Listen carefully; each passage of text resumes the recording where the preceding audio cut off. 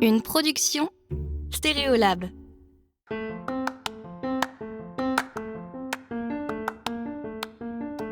La France a été habituée au mauvais café depuis l'après-guerre. Et jusque dans les années 2000, ça allait de mal en pis.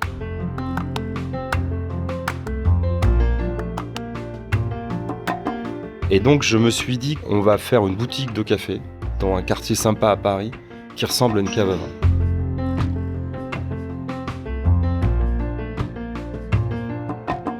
Bonjour et bienvenue dans Travail Soigné, le podcast des gens qui aiment leur métier et qui en parlent bien. Dans cette série, je vous invite à découvrir des personnalités hors du commun, leur rapport au travail et leur satisfaction intime d'exercer leur métier avec soin.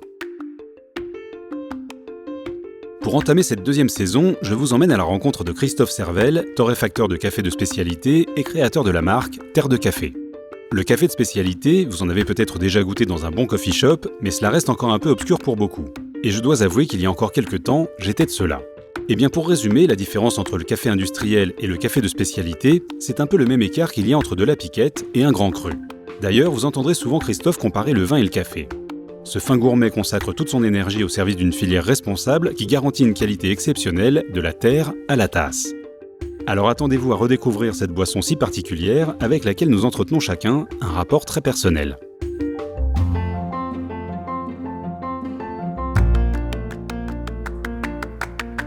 J'ai appris ce que c'était que le terroir au travers du vin. J'ai appris que le terroir, c'était pas seulement des sols, un climat, mais c'était aussi des hommes. Et à un moment où dans ma vie, à une quarantaine d'années, je m'ennuyais fort dans ce que je faisais, je me suis dit que ce serait peut-être bien de regarder un peu ce qui se passait dans le café. Et là, j'ai été vraiment surpris de voir que le monde du café commençait sa mue et commençait une petite révolution dans les pays producteurs, aux États-Unis, en Australie, en Nouvelle-Zélande, en Scandinavie. Et donc j'ai regardé un peu ce qui se passait en France. En France, il se passait rien. Rien, si ce n'est que Nespresso commençait à inonder le marché, que Nespresso arrivait à vendre du café à 80 € le kilo, alors qu'au supermarché, à cette époque-là, il était, et il est encore toujours malheureusement, à 5 ou 6 € ou 7 € le kilo. Et donc je me suis dit qu'on va faire une boutique de café dans un quartier sympa à Paris qui ressemble à une cave à vin. Et l'idée, voilà, c'était ça. C'était vraiment pas de se dire je vais faire du specialty coffee parce qu'en Australie, ils font ça et tout. Non, je me suis dit, on peut avoir accès à des cafés de plus en plus beaux, de plus en plus qualitatifs. Et ben nous, on va parler de terroir et de café. Dès le départ, il y avait une démarche d'aller chercher du café parce que si on s'adressait aux ce qu'on appelle les négociants importateurs à l'époque, il n'y avait pas de café de spécialité. Et puis moi, j'avais envie d'avoir des cafés que les autres n'avaient pas. Donc il fallait être curieux, se renseigner, multiplier les rencontres, goûter. Et ça, c'est resté dans l'ADN de Terre de Café. C'est-à-dire que ce qui est intéressant par rapport à cette époque-là, c'est que la première boutique de café a été pensée, conçue et vécue comme un lieu où on vendait du café. Pas où on vendait des expressos, pas coffee shop. On y vendait du café en grains, si possible, et on transmettait une expérience, un savoir-faire, une passion.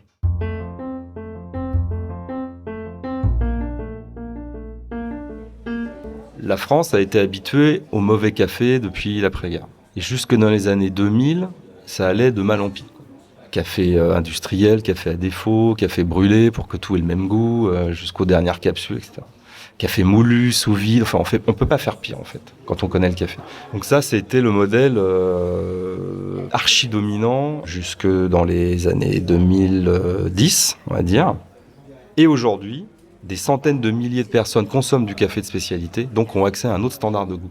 Et quand on connaît le goût du café, on reconnaît le mauvais café.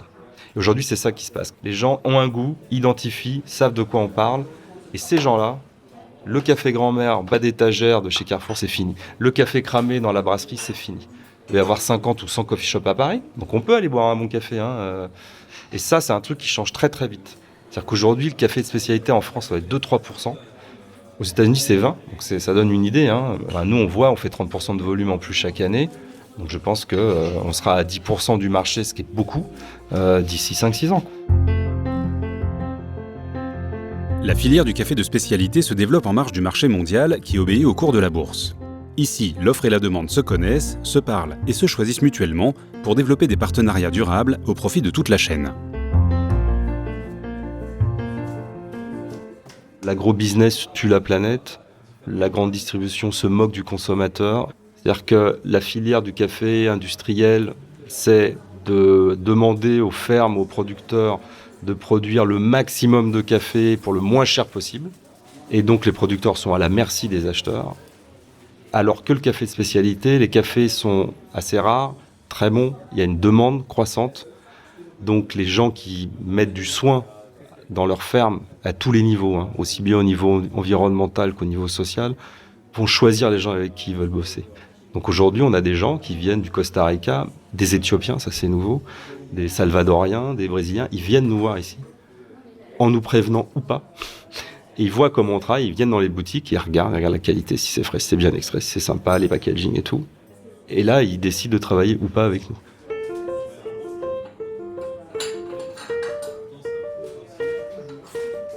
Le café, c'est un monde de petits producteurs. En Colombie, il y a 500 000 familles, je crois, qui vivent du café. 95%, c'est des fermes de moins d'1 hectare. Ceux-là, s'ils veulent faire du volume, ils crèvent. Les fermes sont vendues, les enfants ne reprennent pas, ils vont à la ville, ils deviennent chauffeurs de taxi, ils bossent dans le bâtiment. Ceux qui ont eu la chance de faire les études, ça se passe un peu mieux, mais c'est une filière en déclin. Les fermes avec lesquelles on travaille, je sais qu'ils ont une philosophie dans leur travail et qu'ils ont choisi une chose, c'est de faire de la qualité. Parce qu'ils ont compris que c'était plus agréable et que comme ça, ils gagnaient leur vie. C'est-à-dire la qualité dans le café de spécialité, c'est évidemment, il faut être bien placé, plutôt en altitude. Il faut travailler des variétés botaniques qui ne sont pas forcément connues pour le rendement, mais plus pour la qualité. Ça veut dire privilégier des arbres de couverture, donc laisser des arbres ou même planter des arbres. Ça veut dire être extrêmement précis sur les fermentations et sur les tris du café. Tout ça, c'est énormément de travail et c'est beaucoup de monde. Et ceux qui font ça gagnent leur vie, ont les moyens de financer des études pour les enfants, ont les moyens de moderniser leur installation, ont les moyens de faire encore de la meilleure qualité, d'acheter plus. Le café de spécialité, c'est ça, ça doit être ça. Ça n'est pas que ça, mais les gens avec qui on choisit de travailler, nous, font ça. Quittons un instant la quiétude de la boutique pour visiter le site de production de terre de café installé en proche banlieue parisienne où tout est soumis à une rigueur extrême. Ici, donc là, on est vraiment à proprement parler dans la zone de production et de stockage d'une partie de nos cafés. Donc, la production chez nous, c'est quoi ? C'est la torréfaction, autrement dit la cuisson du café, et ensuite la mise en paquet. Ça, pour nous, ça fait partie de la chaîne de production. Là, on entend le café qui vient de tomber dans le four. Donc ici, on voit tous nos sacs de café vert. Et ici, on a tout ce qui est micro-lot et nano-lot. Donc là, on a les très beaux cafés. Il n'y a aucun café en contact direct avec la toile de jute. C'est-à-dire que tous sont protégés par un sac à semences en fait, qui va protéger le café déjà du goût, de l'odeur de la toile de jute, parce que le café vert aspire les odeurs, le café torréfié aussi d'ailleurs. Et ça conserve aussi mieux l'humidité du café. Donc c'est hyper important. Un café qui est conservé comme ça par rapport à un café qui est conservé juste dans un sac en toile de jute, ça n'a absolument rien à voir.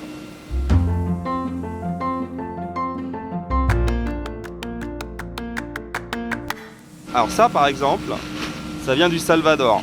Voilà, ça c'est la même ferme, Himalaya. Et là on voit, alors c'est à peu près la même couleur parce que c'est deux cafés qui ont subi le même process, c'est-à-dire séchés directement au soleil, mais les grains n'ont rien à voir. On a un petit grain, c'est des Bourbons, on a un gros grain, là, c'est les Maragojip.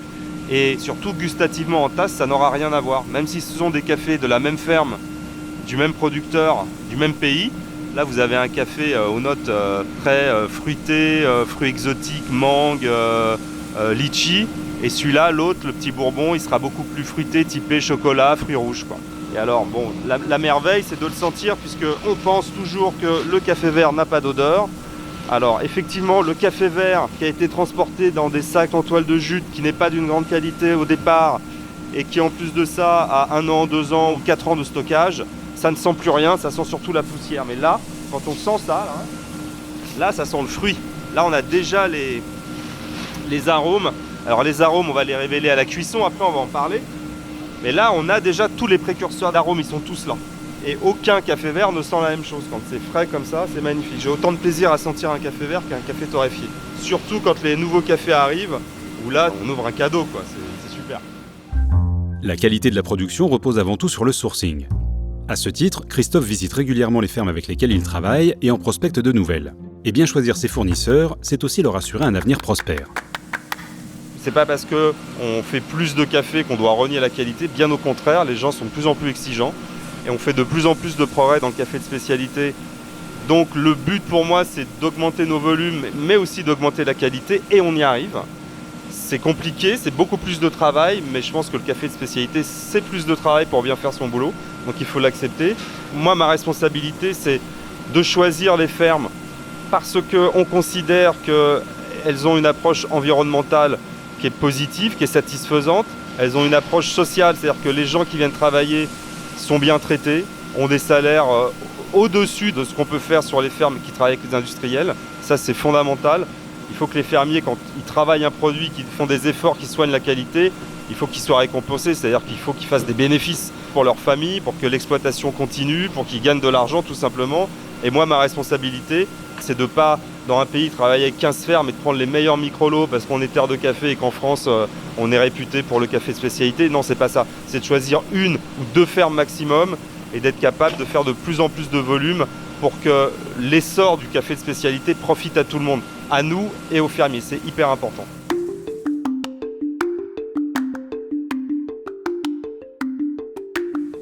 Je fais entre 4 et 6 pays caféiers par an. Voilà. Alors en Éthiopie, j'y vais tous les ans parce que c'est la moitié de nos volumes.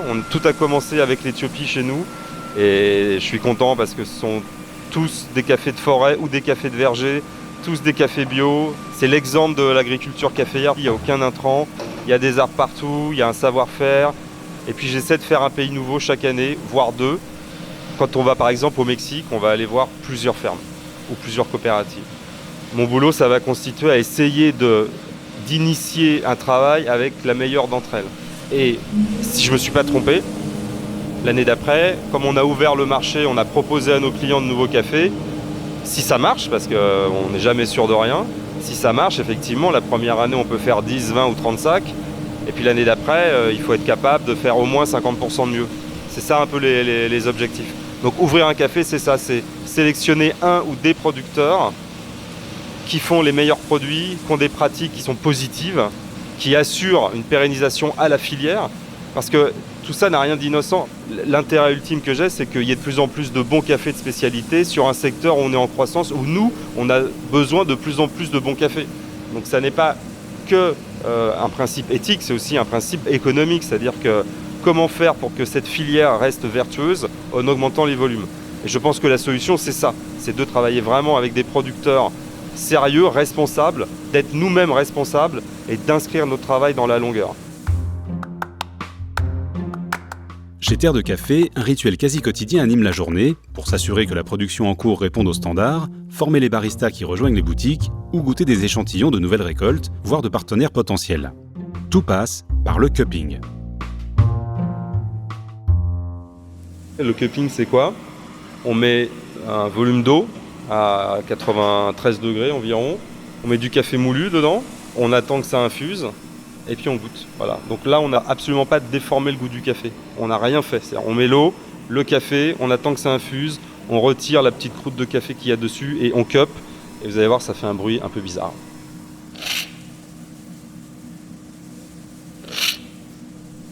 Ça, David, c'est un très jeune fermier kényan. La filière kenyane est assez abîmée, enfin, c'est mon point de vue. Beaucoup de pesticides, il n'y a plus d'arbres, on remplace les belles variétés par des moins bonnes, plus productives, etc. Et lui, il fait en bio. Lui, c'est des jeunes arbres en bio et c'est très bon. C'est hyper sucré, en même temps, une belle acidité. C'est bon ça, hein, ouais. La biodynamie dans le vin, ça devient connu, courant peut-être pas, mais vraiment, il y a de plus en plus de vins faits en biodynamie. Et quand c'est bien fait, j'adore la biodynamie, il y a un côté encore plus vivant. Et le café, c'est pareil. Il commence à y avoir alors c'est encore des précurseurs en biodynamie, mais souvent on a des cafés qui sont très vivants, très acidulés. C'est des caféiers contents, pleins d'énergie, en bonne santé.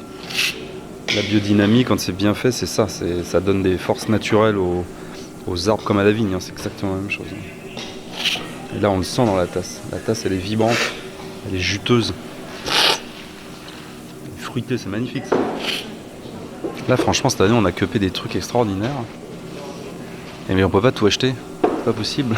C'est ça le problème. arrive enfin l'étape cruciale de la torréfaction. Et ici, on ne brûle pas le café, on le cuit. Une machine bardée de capteurs et d'informatique reproduit les courbes de cuisson qui ont été élaborées pour révéler les arômes propres à chaque type de café.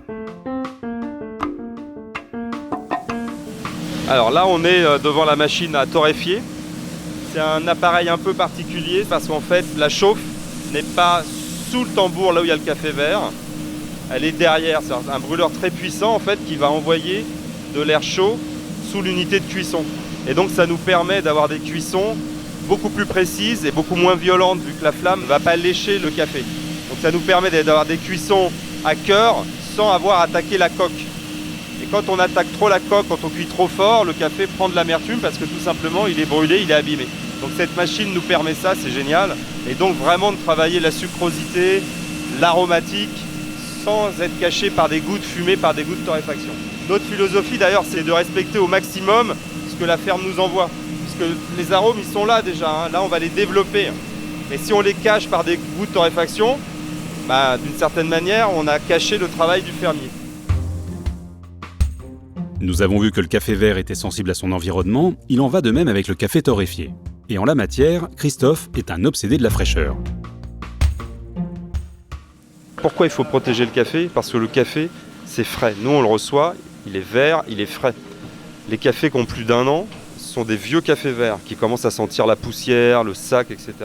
Donc le but du jeu pour nous, c'est quand on achète 100 sacs, par exemple, il faut que les 100 sacs soient torréfiés et vendus avant la prochaine récolte. Les industriels n'ont pas cette politique. Eux, ils peuvent acheter des cafés qui ont 2, 3, 4, 5 ans parce qu'ils peuvent dire que c'est 100% Arabica, sauf que c'est 100% Arabica qui ont un goût de paille, de foin et de poussière. Donc, il faut torréfier les cafés verts frais, mais il faut également les vendre frais. C'est-à-dire qu'un café qui a 2 mois de torréfaction, c'est déjà un peu limite. Même sous vide, même protégé de la manière dont on le fait, les cafés vieillissent.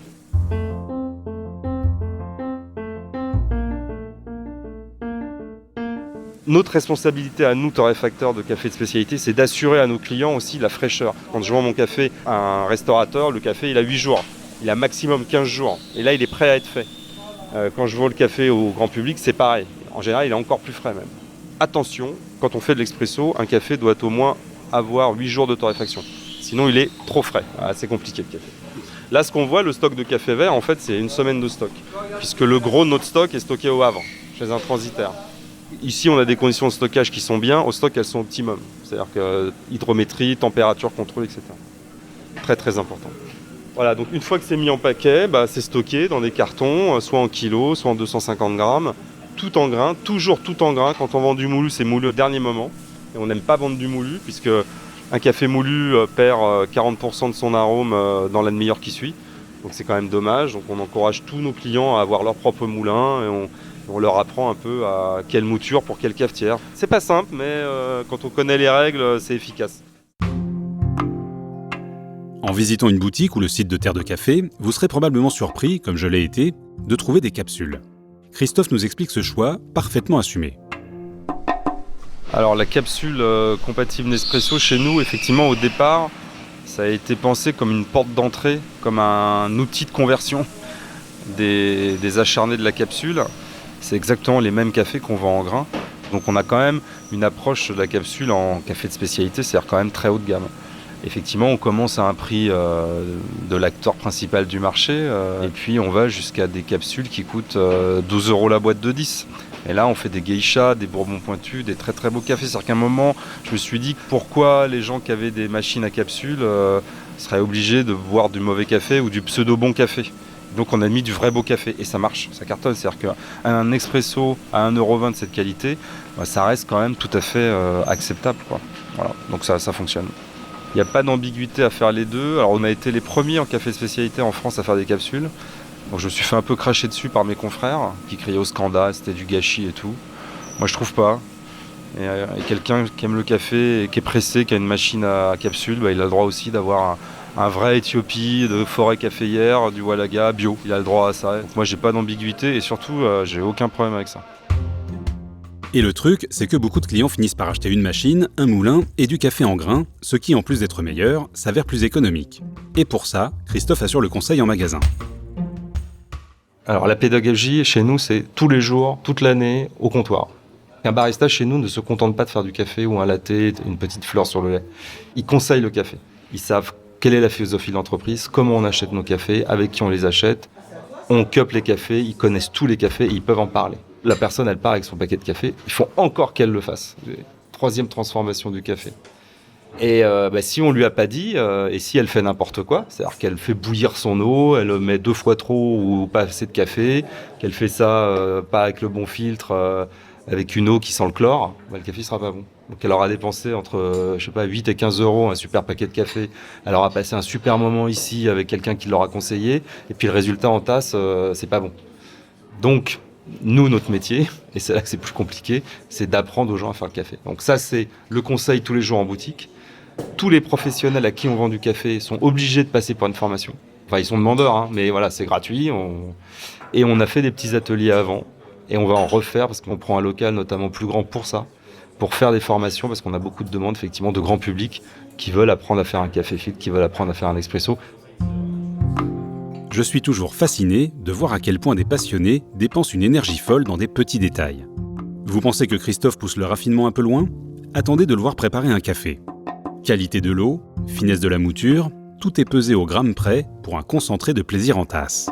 Donc on va moudre le café, là on est sur un moulin professionnel EK43 à 0,8. Donc là on va moudre 20 grammes de café précisément pour 2 tasses. Donc je moue.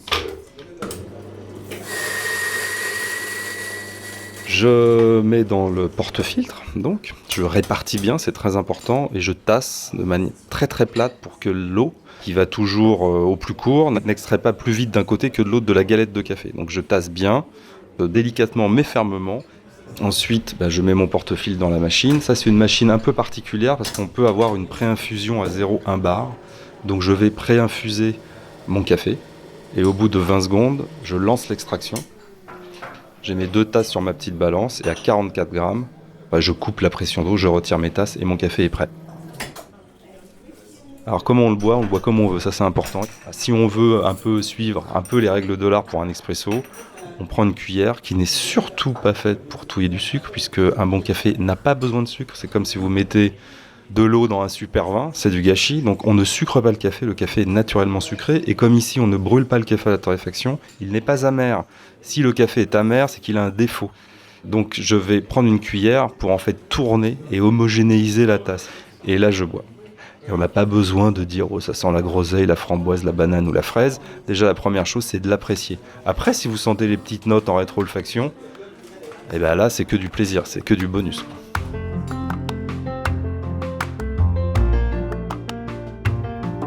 Un grand merci à Christophe de m'avoir ouvert les portes de sa boutique et de son atelier.